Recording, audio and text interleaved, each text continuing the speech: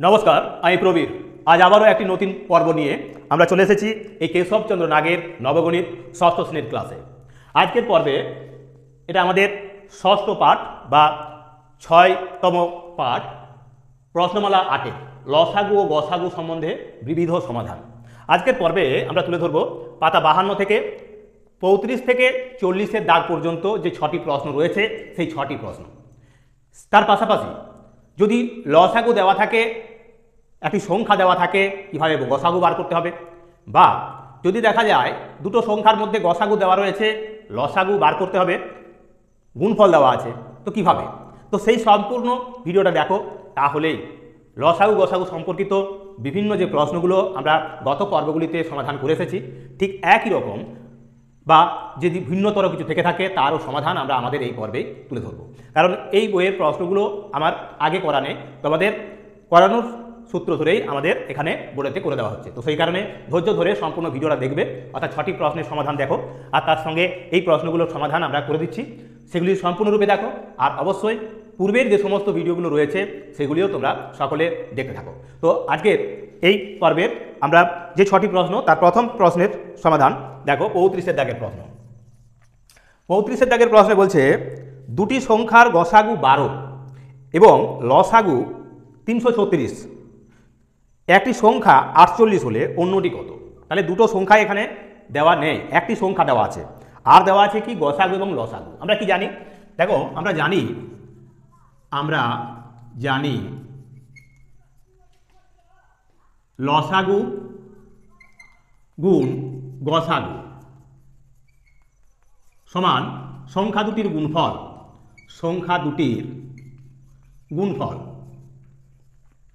অর্থাৎ লসাগুকে গসাগু দিয়ে গুণ করলে আমরা সংখ্যা দুটির গুণফল পাই। এখন এখানে গুণফল দেওয়া নেই, কি দেওয়া আছে? লসাগু এবং গসাগু দেওয়া আছে, আর একটি সংখ্যা দেওয়া আছে। এটা হলো এদের মূল সূত্রটা, এটা আমরা জানি। তাহলে এখান থেকে আমাদের বার করতে হবে কি, অর্থাৎ এখানে দুটো সংখ্যার মধ্যে একটা সংখ্যা দেওয়া আছে, তাহলে লিখবো আমরা অপর সংখ্যা। এখানে একটি সংখ্যা দেওয়া আছে, সেটি লিখছি একটি সংখ্যা সমান সমান কত দেওয়া রয়েছে না, দেখো বলে দিয়েছে একটি সংখ্যা হলো এখানে কত না ৪৮, একটি হলো ৪৮, তাহলে অন্যটি হবে, অতএব অন্যটি হবে সমান সমান কি, তাই সংখ্যা দুটির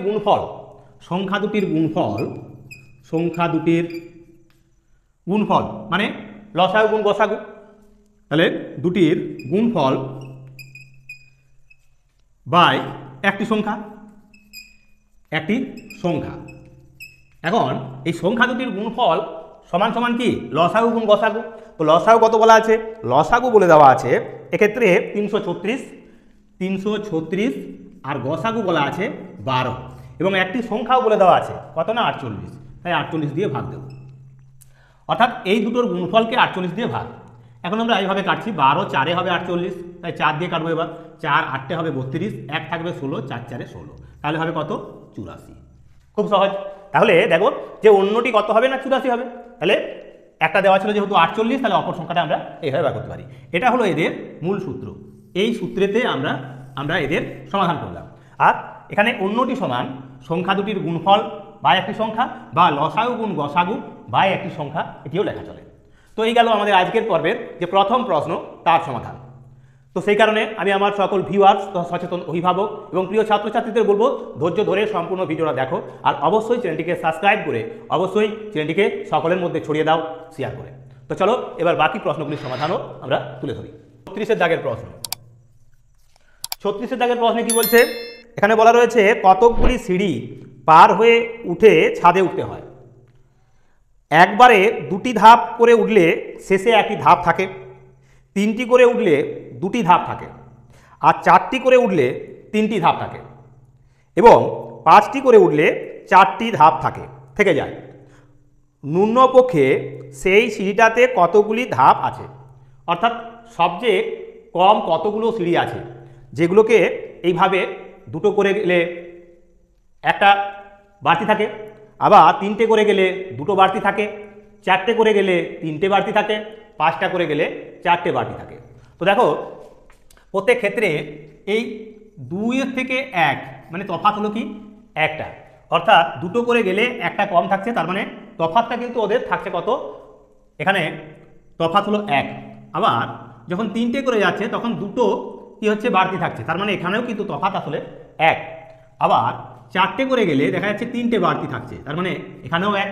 আবার 5টা করে গেলে দেখা যাচ্ছে 4টে বাড়তি থাকছে, এক্ষেত্রেও কিন্তু 1। তো আমরা প্রথমে এই 2, 3, 4, 5 এদের কি করব, লসাগু করব। তাহলে 2, 3, 4, 5 এদের লসাগু করছি। 2 দিয়ে গেল, 2 1 2, 3 নেমে গেল, 2 2 4, আর এই 5 নেমে গেল, আর যাচ্ছে না। তাহলে লসাগু কি হবে, লসাগু সমান সমান পাচ্ছি একটা 2, একটা 3, আরও একটা 2 এবং একটা 5। তাহলে কত হলো, 5 দুগুণে 10, 10 3 30, 30 দুগুণে হবে 60। তার মানে এই 60 হবে এই 2, 3, 4, 5 দ্বারা বিভাজ্য একটা সংখ্যা, সেই সংখ্যাটা হলো 60। কিন্তু এই 1 করে যে তফাৎটা প্রত্যেক ক্ষেত্রে থাকবে সেটা কি করে হবে, তাহলে মূল সংখ্যাটা কত হয় বা কতগুলো ধাপ ছিল সিঁড়িতে, মানে ওই সিঁড়িতে। তাহলে অতএব এখানে প্রশ্নে বলেছে কি না, বলেছে যে ন্যূনপক্ষে সেই সিঁড়িটাতে কতগুলি ধাপ আছে। তাহলে ন্যূনপক্ষে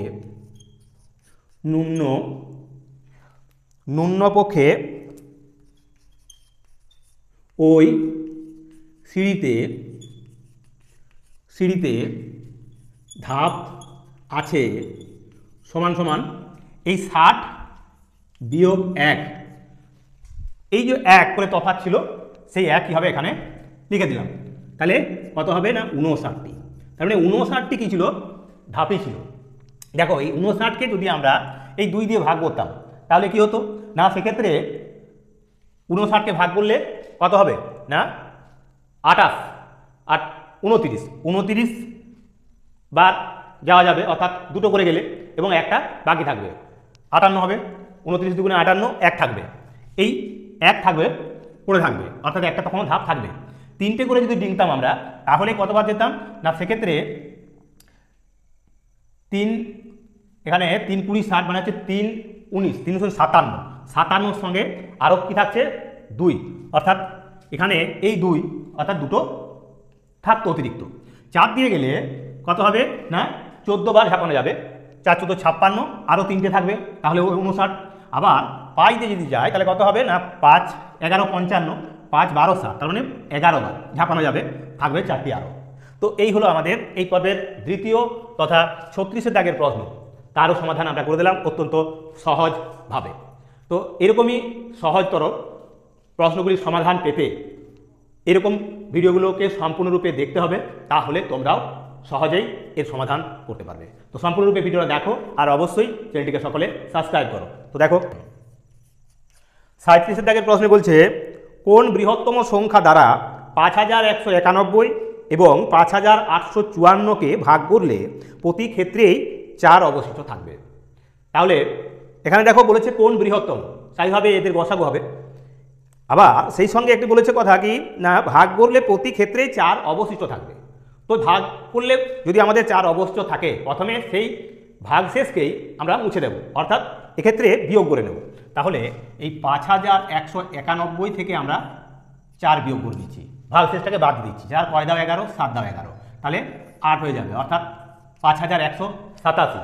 এবং 5854 থেকেও 5854 এর থেকেও আমরা 4কে বিয়োগ করে দিচ্ছি, তাহলে 0, এটা 5, এটা হবে 8, এবার 5। এবার কিন্তু আর ভাগশেষ থাকবে না, তার মানে কি হবে একে অপরের বিভাজ্য হবে, অর্থাৎ এই 5187 এবং 5850 দ্বারা বিভাজ্য সংখ্যাটা আমাদের বার করতে হবে। এই সংখ্যাগুলো বিভাজ্য হবে এমন একটা সংখ্যা আমাদের বার করতে হবে, অর্থাৎ গসাগু করব। তাহলে এখানে বড় হলো কে না, এই 5850, তাকে ভাগ করবো এই ছোটোটা দিয়ে, অর্থাৎ ভাগ প্রক্রিয়ার সাহায্যে আমরা গসাগু করছি। তাহলে এখানে লিখে নিতে পারি 5187 ও 5850 এদের গসাগু সমান সমান কী হবে, তাহলে ভাগ প্রক্রিয়ার সাহায্যে গসাগু করছি। 5187 একবার গেল, 5187 লিখলাম। 7 কয় দাও 10, 3 দাও 10, 8 রেখে 9 কয় দাও 15, 6 দাও 15, 2 কয় দাও 8, 6 দাও 8, তাহলে 663। এখন এই ভাগশেষ দিয়ে আমরা এই 5187কে ভাগ করব, তাহলে কবার যাবে 6 9 54 হলে বেশি হয়ে যাচ্ছে, তাহলে 6 8 8 দিয়ে গেল, 8 3 24, 8 6 48, 48 49 50, আবার 8 6 48, 48 আর 5 হলো 53, বেশি হয়ে যাচ্ছে, তা সত্ত্বেও বেশি হয়ে যাচ্ছে, তাহলে 7 বার, তাহলে 7 বার গেলে 7 3 হবে 21, 7 6 42, 43 44, এবার 7 6 42 আর 4 হবে 42 আর 4 46, বিয়োগ করে নেবো। এবার বিয়োগ করলে কত পাচ্ছি না, 1 কয় দাও 7, 6 দাও 7, 4 কয় দাও 8, 4 দাও 8, 6 কয় দাও 11, 5 দাও 11, 4 একে 5, তাহলে 5 5 মিলে গেল। অর্থাৎ এখানে পেয়েছি আমরা ভাগশেষ হলো এখন 546, তাকে ভাগ করবো 663কে ভাগ করছি এটা, তাহলে একবার না 546, বিয়োগ করলে 6 কয় দাও 13, 7 দাও 13, 4 একে 5 কয় দাও 6, 1 দাও 6, 5 কয় দাও 6, 1 দাও 6, 117 দিয়ে ভাগ করবো এবার 546কে, তাহলে 11 4 44, 11 5 55 হলে বেশি হয়ে যাবে, তাহলে 4 বার গেল, 4 7 28, 4 11 44 আর 2 হবে 46, 8 কয় দাও 16, 8 দাও 16, 6 কে 7 কয় দাও 14, 7 দাও 14, 4 কে 5 মিলে গেল, অর্থাৎ এখানে 78 পাচ্ছি। তাহলে 78 দিয়ে অর্থাৎ এই ভাগশেষটা দিয়ে এই 117কে ভাগ করবো এবার, 117কে কবার যাবে, 7 দুগুণে 14 হলে বেশি হয়ে যায়, তাই একবার গেল, তাহলে হবে 78, 8 কয় দাও 17, 9 দাও 17, 7 রেখে 8 কয় দাও 11, 3 দাও 11, 39 এসেছে। এবার 39 দিয়ে ভাগ করছি আমরা 78কে, 39 দুগুণে হবে 78, তাহলে মিলে গেল। কে মিলালো না, এক্ষেত্রে এই 39 মিলালো, তার মানে গসাগু হবে আমাদের 39। তাহলে 39 যখন গসাগু, তাহলে আমরা বলতে পারি কি, তাহলে এখানে বলেছে কোন বৃহত্তম সংখ্যা দ্বারা, তাহলে অতএব বৃহত্তম সংখ্যা সমান সমান 39, তাহলে বৃহত্তম সংখ্যাটা হলো কত আমাদের না 39। তো এইভাবে আমরা আমাদের তৃতীয় প্রশ্নের সমাধানও করে দিলাম, অর্থাৎ 37 দাগের প্রশ্নের সমাধান হয়ে গেল। তো চলো এবার আমরা চলে যাবো 38 দাগের প্রশ্নে। চলো 38 দাগের প্রশ্ন, 38 দাগের প্রশ্ন এখানে কি বলছে, 8 12 16 20 দ্বারা কোন নিম্নতম সংখ্যাকে ভাগ করলে প্রতি ক্ষেত্রেই 5 অবশিষ্ট থাকবে, তাহলে নিম্নতম সংখ্যা, তাহলে তার মানে এদের লসাগু হবে, এবং বলছে প্রতি ক্ষেত্রেই 5 অবশিষ্ট থাকবে, মানে এই সংখ্যাগুলো দিয়ে ভাগ করলে দেখা যাবে 5 ভাগশেষ কিন্তু থেকে যাবে। তাহলে সংখ্যাটা আমরা কীভাবে বার করবো, তো দেখো প্রথমে এদের লসাগু করে নিই। তাহলে এই 8 12 16 এবং 20 এদের লসাগু, লসাগু কেন করছি, কারণ নিম্নতম বলেছে, ক্ষুদ্রতম, নিম্নতর বা ন্যূনতম এরূপ কথা থাকলে বা শব্দবন্ধনী থাকলেই আমরা কি করবো, লসাগু করবো। তাহলে 8 12 16 আর 20 এদের লসাগু করছি, 2 দিয়ে গেলে 2 4 8, 2 6 12, 2 8 16, 2 10 20, 2 দিয়ে গেল 2 দুগুণে 4, 2 3 6, 2 4 8, 2 5 10, আবার 2 দিয়ে যাচ্ছে, 2 1 2, 3 নেমে গেল, 2 দুগুণে 4, 5 নেমে গেল। তাহলে লসাগু সমান কি পাবো এখানে না, 3টে 2 পাচ্ছি প্রথমে, তারপরে একটা 3 আছে, আরও একটা 2 আছে, আরও একটা 5 আছে, সমান সমান 2 দুগুণে 4, 4 দুগুণে 8, 8 3 24, 24কে 10 দিয়ে গুণ করলে হবে 240। তাহলে 240, এই 240 সংখ্যাটা কিন্তু এই 8 12 16 এবং 20 দ্বারা বিভাজ্য হচ্ছে 240। কিন্তু প্রশ্নে বলেছিল যে বিভাজ্য নয়, তার সঙ্গে সঙ্গে বিভাজ্যের সঙ্গে সঙ্গে একটা কথা বলেছে যে 5 অবশিষ্ট থাকবে। তাহলে নির্ণীয় সংখ্যাটা কি হবে, তাহলে নির্ণীয় সংখ্যা সমান সমান ওই 240 যোগ অতিরিক্ত যেটা থাকবে 5, সেই 5 যোগ করে দেবো, অর্থাৎ 245। এই 245 সংখ্যাটাকে যদি আমরা এখন 8 দিয়ে ভাগ করি, দেখবো কি 5 ভাগশেষ থাকবে। 12 দিয়ে যদি ভাগ করি তাহলেও 5 ভাগশেষ থাকবে, 16 দিয়ে ভাগ করলেও 5 ভাগশেষ থাকবে, আর 20 দিয়ে ভাগ করলেও 5 ভাগশেষ থাকবে। তো আমরা কি করলাম, তা প্রথমে এই 8 12 16 20 এদের লসাগু করে নিয়েছি, তারপরে লসাগু যেটা পেলাম তার সঙ্গে অতিরিক্ত আরও 5 যোগ করে নিলাম। তো এই গেল আমাদের আজকের পর্বের চতুর্থ প্রশ্নের সমাধান। তো ধৈর্য ধরে বাকি প্রশ্নগুলির সমাধানও দেখে নাও এবং সেই সঙ্গে চ্যানেলটিকে সাবস্ক্রাইব করো।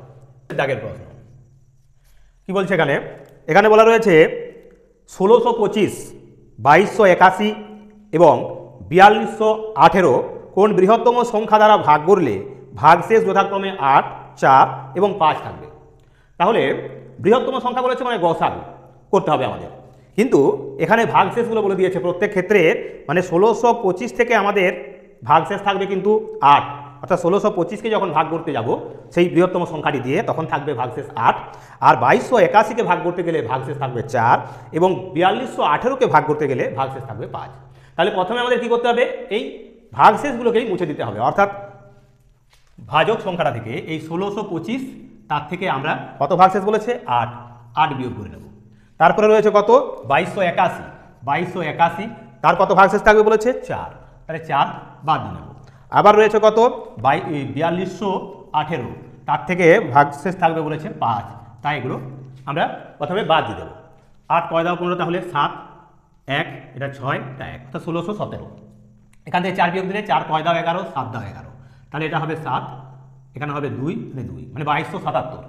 এবার এখানে বিয়োগ দিলে 5 কয় দাও 8, 3 দাও 8, 1 2 4, অর্থাৎ 4213।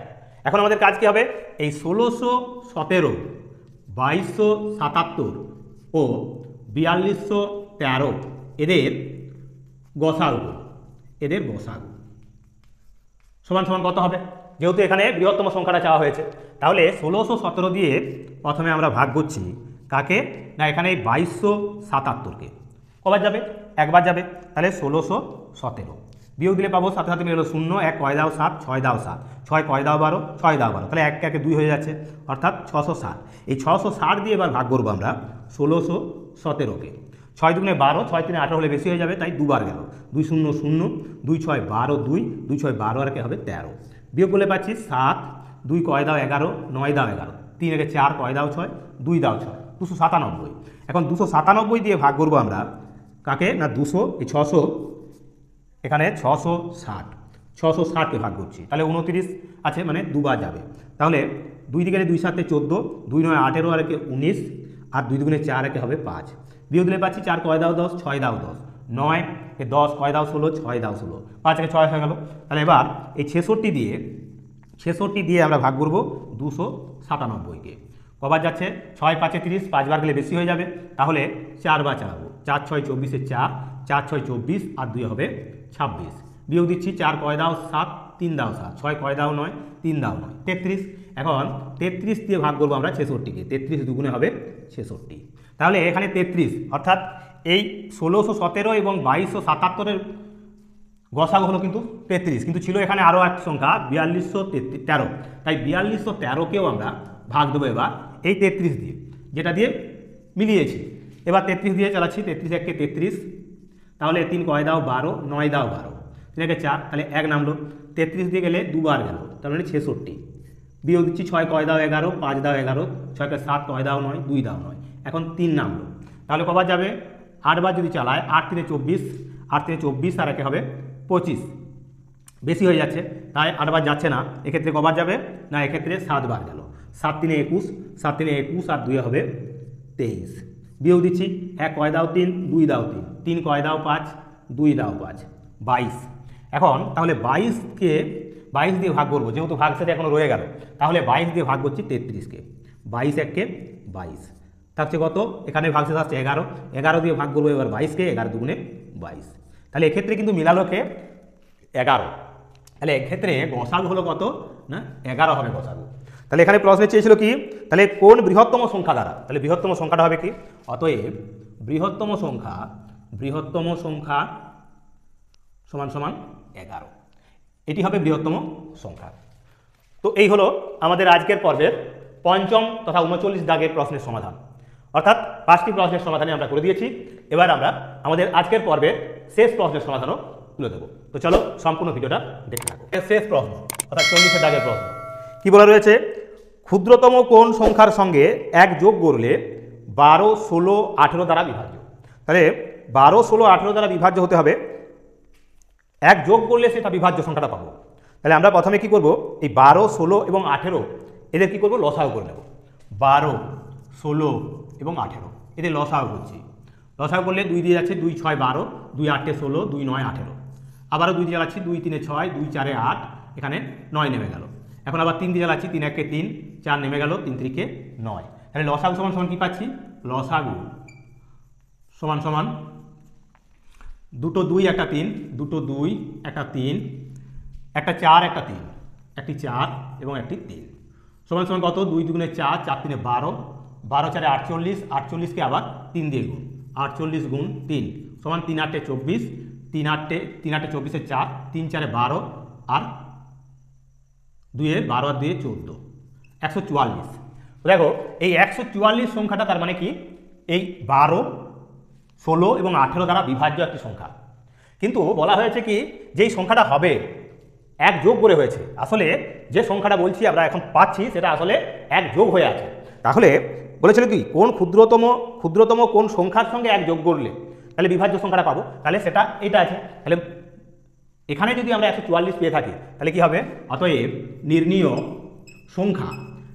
সংখ্যাটা তাহলে কি হবে না, এক যোগ হয়ে আছে, তাহলে এখান থেকে এক বাদ দিয়ে দেবো, তাহলে সংখ্যাটা পেয়ে যাচ্ছি 143। তাহলে এই 143ই হবে আমাদের সেই সংখ্যা যার সঙ্গে এক যোগ করলে আমরা পাবো 144, যা 12, 16, 18 দ্বারা বিভাজ্য। তাহলে প্রথমে কাজ হলো আমাদের কি 12, 16, 18 লসাগু করা, তারপর সেই লসাগু থেকে এখানে আমরা কি করেছি না এক বাদ দিয়ে দিয়েছি, তাহলেই পেয়ে গেলাম আমাদের মূল সংখ্যাটি।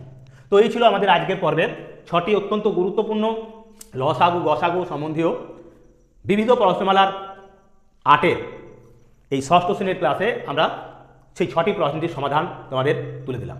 আগামী সপ্তাহ থেকে আমরা আমাদের এই চ্যানেলের মাধ্যমেই পশ্চিমবঙ্গের যে পর্ষদের যে বইটি রয়েছে সপ্তম শ্রেণীর, সেই পাঠ্য বইটিরও সমাধান কিন্তু আমরা আমাদের এই চ্যানেলের মাধ্যমে তুলে ধরব।